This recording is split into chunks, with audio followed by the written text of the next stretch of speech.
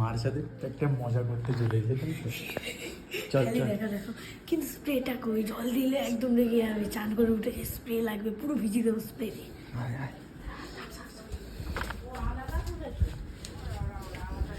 দাঁড়া দাঁড়া। আমরা এই গ্রুপ ছিলাম একসাথে, আরো সব গ্রুপ আলাদা। আমরা, আমি, সুজিতের গ্রুপ, রিম্পার বড় মার, তো এই স্প্রে দাঁড়া দাঁড়া, তো এই স্প্রেটা বাবু মার গায়ে মারবে দেখি।